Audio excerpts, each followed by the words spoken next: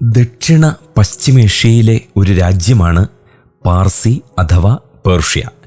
മേദ്യരുടെ തെക്ക് കിഴക്കും പേർഷ്യൻ ഉൾക്കടലിൻ്റെ വടക്കുമായി കിടക്കുന്നു.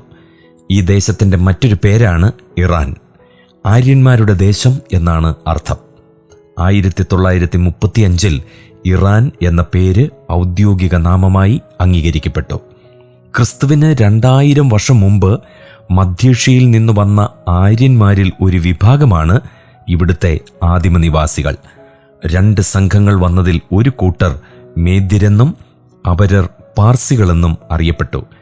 മേദ്യർ വടക്കു പടിഞ്ഞാറ് ഭാഗത്തും പാർസികൾ തെക്കുഭാഗത്തും പാർപ്പുറപ്പിച്ചു. കൃഷിയും കന്നുകാലി വളർത്തലുമായിരുന്നു അവരുടെ പ്രധാന തൊഴിൽ.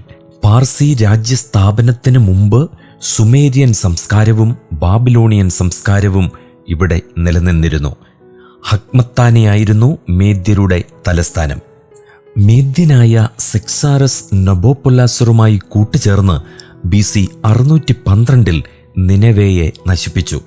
ക്രമേണ പാർസികൾ തെക്കോട്ട് വ്യാപിച്ച് അൻഷാനിൽ കുടിയുറപ്പിച്ചു. അവരുടെ നിവാസദേശത്തെ പർസാമാഷ് എന്ന് വിളിച്ചു. തങ്ങളുടെ പൗരാണിക ജന്മനാടായ പർസുവായുടെ സ്മരണയ്ക്കായിട്ടാണ് പാർസികൾ ഈ ദേശത്തിന് ഈ പേര് നൽകിയത്. BC 700 അവരുടെ നേതാവ് അക്കേമെനസ് ആയിരുന്നു.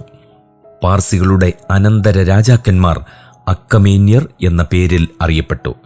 BC 7-ാം നൂറ്റാണ്ടിൻ്റെ മധ്യത്തിൽ തിയസ്പസ് എന്ന രാജാവ് രാജ്യവിസ്തൃതി വർദ്ധിപ്പിച്ചു.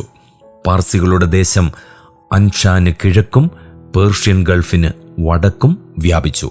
ഈ ദേശമാണ് പാർസ അഥവാ പേർഷ്യ എന്നറിയപ്പെട്ടത്. കാംബിസസ് ഒന്നാമന്റെ പുത്രനാണ് കോരശ് രണ്ടാമൻ.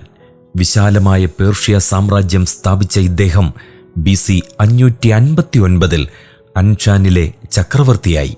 മേദ്യനായ അസ്ത്യാഗിസിനെ തോൽപ്പിച്ച് എക്ബത്താന പിടിച്ചടക്കി. അനന്തരം കോരശിന്റെ അധികാരം വർദ്ധിക്കുകയും മേദ്യയും ഏലാമും 2-3 സ്ഥാനങ്ങളിലേക്ക് ഒതുക്കപ്പെടുകയും ചെയ്തു. പാർസ്യരുടെയും മേദ്യരുടെയും എന്നും എസ്തേർ 1:19, മേദ്യരും പാർസികളുമെന്നും ദാനിയേൽ 5:28 തിരുവെഴുത്തുകളിൽ പറയപ്പെട്ടിട്ടുണ്ട്. ലുദിയയിലെ ക്രീസസിനെ ഏതാണ്ട് BC 546 കീഴടക്കിയ കോരശ് BC 539 ബാബിലോണിയ പിടിച്ചടക്കി. തുടർന്ന് 2 നൂറ്റാണ്ടോളം യഹൂദ്യ പാർസ്യ സാമ്രാജ്യത്തിൻ്റെ ഒരു പ്രവിശ്യയായി തീർന്നു. കോരശ് യഹൂദ്യ പ്രവാസികളോട് കരുണ കാണിക്കുകയും സ്വന്തം ദേശത്ത് ദൈവാലയം പണിയുന്നതിന് അനുവാദം നൽകുകയും ചെയ്തു. 2 ദിനവൃത്താന്തം 36-ാം അധ്യായം 22-23, എസ്ര 1-ാം അധ്യായം 2-3 വാക്യങ്ങൾ. കോരശ് വിശാലമനസ്കനായിരുന്നു. കീഴടക്കിയ പ്രദേശങ്ങളിലെ പ്രജകളുടെ താൽപ്പര്യം സംരക്ഷിക്കുന്നതിനു വേണ്ടി അവരുടെ മതവിശ്വാസത്തെ ആദരിക്കുന്ന ഒരു നയമാണ് കോരശ് പൊതുവെ സ്വീകരിച്ചിരുന്നത്. പാർസ്യയിലെ പാസർഗതയായിരുന്നു തലസ്ഥാനം. BC 529 ഒരു യുദ്ധത്തിൽ വെച്ച് കോരശ് വധിക്കപ്പെട്ടു.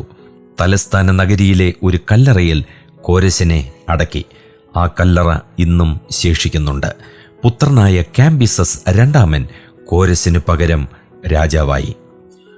കാംബിസസ് രണ്ടാമന്റെ ഭരണകാലം BC 529 മുതൽ 522 വരെയായിരുന്നു. അദ്ദേഹം ഈജിപ്റ്റ് ആക്രമിച്ചു. ഈജിപ്തിലെ വിജയങ്ങൾക്ക് ശേഷം അദ്ദേഹം ആത്മഹത്യ ചെയ്തു. തുടർന്നുണ്ടായ ആഭ്യന്തര യുദ്ധത്തിൽ പാർസി സാമ്രാജ്യം തകർന്നു. ഗൗതമ അധികാരം പിടിച്ചെടുത്തു. ഏതാണ്ട് BC 522 മുതൽ 521 വരെ അർമീനിയ, മേദ്യ, ബാബിലോണിയ തുടങ്ങിയ രാജ്യങ്ങൾ സ്വതന്ത്രമാവാൻ ശ്രമിച്ചു.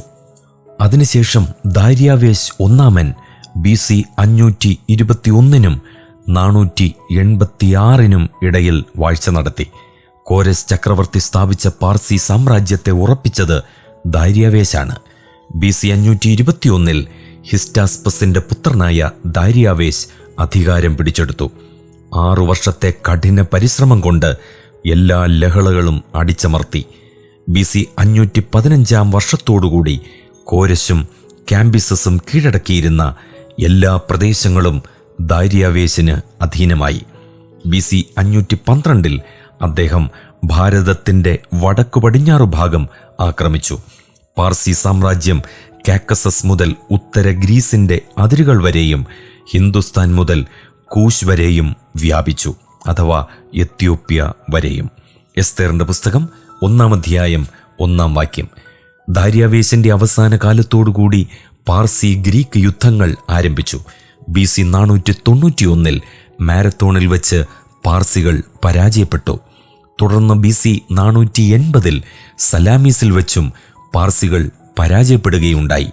പാർസികളുടെ വിശാലമായ സാമ്രാജ്യത്തിൽ ഒരു ചെറിയ പ്രവിശ്യയായിരുന്നു യഹൂദ. ദാര്യാവേശ് ഒന്നാമന്റെ പുത്രനായ സെർസസാണ് എസ്തേറിലെ അഹശ്വേരോശ്. BC 486 465 മധ്യേ. അഹശ്വേരോശിന്റെ വാഴ്ചയിലെ 7-ാം വർഷം വരെ, BC 478 വരെ എസ്തേർ രാജ്ഞിയായില്ല. BC 480 ഗ്രീസിനോട് പരാജയം ഏറ്റുവാങ്ങി മടങ്ങി വന്ന ശേഷം അന്തഃപുര കാര്യങ്ങളിൽ അദ്ദേഹം ശ്രദ്ധ പതിപ്പിച്ചുവെന്ന് ഹെരോഡോട്ടസ് എഴുതുന്നുണ്ട്. അർത്ഥവിശിഷ്ടാവ് ഒന്നാമൻ BC 465 425 വാഴ്ച നടത്തി. തൻ്റെ വലത്ത് കൈയിലെ വൈകല്യം നിമിത്തം ലോങ്കിമാനസ് അഥവാ ഗ്രീക്കിൽ മാക്രോഖൈർ, മലയാളത്തിൽ ദീർഘഹസ്തൻ എന്ന് അറിയപ്പെട്ടു. 40 വർഷം രാജ്യം ഭരിച്ചു. രാജ്യകാര്യങ്ങൾ ബന്ധുക്കളെയും യുദ്ധകാര്യങ്ങൾ പടനായകന്മാരെയും ഏൽപ്പിച്ചിരുന്നതുകൊണ്ട് പലസ്തീനിലെ കാര്യങ്ങൾ ഉദ്യോഗസ്ഥന്മാരെ ഏൽപ്പിക്കുവാൻ അദ്ദേഹത്തിന് പ്രയാസമുണ്ടായില്ല. അർത്ഥവിശിഷ്ടാവിൻ്റെ വാഴ്ചക്കാലത്ത് നെഹമ്യാവായിരുന്നു പാനപാത്രവാഹകൻ. അദ്ദേഹത്തിൻ്റെ വാഴ്ചയുടെ 7-ാം ആണ്ടിൽ BC 458 എസ്രായിക്കും അനുയായികൾക്കും ധാരാളം ആനുകൂല്യങ്ങൾ നൽകി എസ്രായെ യെരുശലേമിലേക്ക് അയച്ചു. എസ്രായുടെ പുസ്തകം 7-ാം അധ്യായം 1 മുതൽ 8-ാം അധ്യായം 1 വരെ. ഏതാണ്ട് 13 വർഷത്തിന് ശേഷം BC 444 യെരുശലേമിന്റെ നിയന്ത്രണം നൽകി നെഹമ്യാവിനെ അയച്ചു. അർത്ഥവിശിഷ്ടാവ് ഒന്നാമന് ശേഷം പാർസി രാജ്യം ഭരിച്ചവർ ദാര്യാവേശ് രണ്ടാമൻ BC 423 404 അർത്ഥവിശിഷ്ടാവ് രണ്ടാമൻ BC 404 മുതൽ 359 വരെ. അർത്ഥവിശിഷ്ടാവ് മൂന്നാമൻ BC 359 338 അർസസ് BC 338 335 ദാര്യാവേശ് മൂന്നാമൻ BC 335 മുതൽ 330 വരെ. പാർസി രാജ്യത്തിലെ അവസാന രാജാവായ ദാര്യാവേശ് മൂന്നാമനെ അലക്സാണ്ടർ ചക്രവർത്തി തോൽപ്പിച്ച് കീഴടക്കി. ഇറാൻ എന്ന പേർഷ്യ ലോകത്തിലെ ഏറ്റവും പഴയ നാഗരികതകളിൽ ഒന്നാണ്. അക്കീമെനിഡ് സാമ്രാജ്യം BC 6-ാം നൂറ്റാണ്ട് മുതൽ പേർഷ്യൻ സംസ്കാരം, കല, ഇസ്ലാം മതം എന്നിവയുടെ കേന്ദ്രമായി ഇത് നിലകൊള്ളുന്നു. 1979 ഇസ്ലാമിക് വിപ്ലവത്തിലൂടെ ഷാ ഭരണത്തിന് അന്ത്യം കുറിക്കുകയും ആയത്തുള്ള ഖൊമേനിയുടെ നേതൃത്വത്തിൽ നിലവിലെ ഇസ്ലാമിക് റിപ്പബ്ലിക്ക് സ്ഥാപിതമാവുകയും ചെയ്തു. ഇറാന്റെ ചരിത്രത്തിലെ പ്രധാന കാലഘട്ടങ്ങൾ ഇതൊക്കെയാണ്. പ്രാചീനകാലം എലമൈറ്റ് നാഗരികതയോടെ തുടക്കം കുറിച്ചു. മഹാനായ സൈറസ് സ്ഥാപിച്ച അക്കീമെനിഡ് സാമ്രാജ്യം പേർഷ്യൻ സംസ്കാരത്തിന് അടിത്തറയിട്ടു. പേർഷ്യൻ സാമ്രാജ്യങ്ങളായ പാർത്തിയൻ, സസാനിഡ് സാമ്രാജ്യങ്ങൾ പേർഷ്യൻ സംസ്കാരവും സൊറോസ്ട്രിയൻ മതവും പ്രചരിപ്പിച്ചു. ഏതാണ്ട് 7-ാം നൂറ്റാണ്ടിൽ ഇസ്ലാം മതം പേർഷ്യയിലെത്തി. പേർഷ്യൻ ഭാഷയും സംസ്കാരവും നിലനിർത്തിക്കൊണ്ട് തന്നെ ഇസ്ലാമിക ഭരണത്തിന് കീഴിലായി. അതാണ് ഇസ്ലാമിക അധിനിവേശം. 16-ാം നൂറ്റാണ്ടിൽ ഷിയ ഇസ്ലാം ഔദ്യോഗിക മതമായി അംഗീകരിക്കപ്പെട്ടു. അതാണ് സഫാവിദ് കാലഘട്ടം. പഹ്ലവി രാജവംശം രാജ്യം ആധുനികവൽക്കരിക്കാൻ ശ്രമിച്ചത് 20-ാം നൂറ്റാണ്ടിലാണ്. 1979 വിപ്ലവത്തിൽ ഷാ മുഹമ്മദ് റസ പഹ്ലവിയെ പുറത്താക്കി ആയത്തുള്ള റുഹുള്ള ഖൊമേനി ഇറാനെ ഇസ്ലാമിക് റിപ്പബ്ലിക്കായി പ്രഖ്യാപിച്ചു. ഇന്ന് പശ്ചിമേഷ്യയിലെ നിർണായക ശക്തിയായി ഇറാൻ നിലകൊള്ളുന്നു. പേർഷ്യൻ സംസ്കാരവും ഇസ്ലാമിക നിയമങ്ങളും ചേർന്നതാണ് ഇവിടുത്തെ സാമൂഹിക ഘടന. ഔദ്യോഗികമായി ഇന്ന് Iran Islamic Republic of Iran അഥവാ പേർഷ്യ എന്നാണ് അറിയപ്പെടുന്നത്. പശ്ചിമേഷ്യയിലെ ഒരു രാജ്യമായ ഈ ഇറാൻ അതിൻ്റെ പടിഞ്ഞാറ് ഇറാഖ്, വടക്കു പടിഞ്ഞാറ് തുർക്കി, അസർബൈജാൻ, അർമേനിയ, വടക്ക് കാസ്പിയൻ കടൽ, വടക്ക് കിഴക്ക് തുർക്ക്മെനിസ്ഥാൻ, കിഴക്ക് അഫ്ഗാനിസ്ഥാൻ, തെക്ക് കിഴക്ക് പാകിസ്ഥാൻ, തെക്ക് ഒമാൻ ഉൾക്കടൽ, പേർഷ്യൻ ഗൾഫ് എന്നിവയുമായി തൻ്റെ അതിർത്തി പങ്കിടുന്നു. 92 ദശലക്ഷത്തിലധികം ജനസംഖ്യയുള്ള ഇറാൻ ഭൂമിശാസ്ത്രപരമായ വലിപ്പത്തിലും ജനസംഖ്യയിലും ആഗോളതലത്തിൽ 17ാം സ്ഥാനത്താണ്. ഏഷ്യയിലെ 6ാമത്തെ വലിയ രാജ്യമാണ് ഇത്. 31 പ്രവിശ്യകളുള്ള 5 മേഖലകളായി ഇത് വിഭജിക്കപ്പെട്ടിട്ടുണ്ട്. ടെഹ്റാൻ രാജ്യത്തിൻ്റെ തലസ്ഥാനവും ഏറ്റവും വലിയ നഗരവും സാമ്പത്തിക കേന്ദ്രവുമാണ്.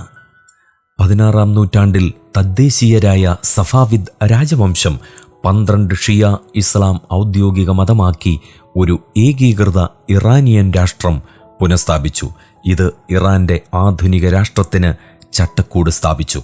18ാം നൂറ്റാണ്ടിലെ അഫ്ഷാരിദ് സാമ്രാജ്യകാലത്ത് ഇറാൻ ഒരു പ്രമുഖ ലോകശക്തിയായിരുന്നു. എന്നാൽ 1790കളിൽ ഖജാറുകൾ അധികാരമേറ്റതിനു ശേഷം ഈ പദവി നഷ്ടപ്പെട്ടു. 20ാം നൂറ്റാണ്ടിൻ്റെ തുടക്കത്തിൽ പേർഷ്യൻ ഭരണഘടനാ വിപ്ലവവും 1925 അവസാന ഖജാർ ഷായെ പുറത്താക്കിയ റസാ ഷാ പഹ്ലവി രാജ്യവംശം സ്ഥാപിക്കലും കണ്ടു. 1941 ഇറാനിലെ ആംഗ്ലോ സോവിയറ്റ് അധിനിവേശത്തെ തുടർന്ന് അദ്ദേഹത്തിൻ്റെ മകൻ മുഹമ്മദ് റസാ പഹ്ലവി അധികാരത്തിലെത്തി.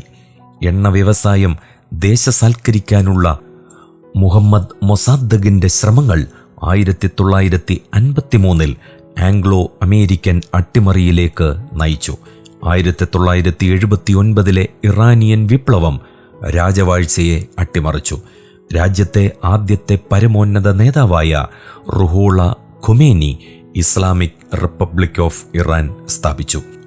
1980 ആരംഭിച്ച ഇറാൻ ഇറാഖ് ആക്രമണം ഏതാണ്ട് 8 വർഷം നീണ്ടു നിൽക്കുകയും ഒടുവിൽ അത് ഒരു സ്തംഭനാവസ്ഥയിൽ അവസാനിക്കുകയും ചെയ്തു.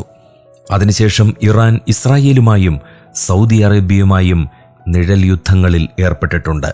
2025 ജൂണിൽ ഇറാനെതിരായ ഇസ്രായേലി ആക്രമണങ്ങൾ പിരിമുറുക്കങ്ങൾ 12 ദിവസത്തെ യുദ്ധമായി വർദ്ധിപ്പിച്ചു. യുദ്ധത്തെ തുടർന്ന് വളർന്നുവരുന്ന സാമ്പത്തിക പ്രതിസന്ധിക്കിടയിലും 1979 ശേഷമുള്ള ഏറ്റവും വലിയ പ്രതിഷേധം 2025 ഡിസംബർ അവസാനത്തിൽ പൊട്ടിപ്പുറപ്പെട്ടു. 2026 ഫെബ്രുവരി അവസാനത്തിൽ ഭരണമാറ്റം എന്ന പ്രഖ്യാപിത ലക്ഷ്യത്തോടെ അമേരിക്കയും ഇസ്രായേലും ഇറാനെതിരെ ഒരു വലിയ ആക്രമണം അഴിച്ചുവിട്ടു.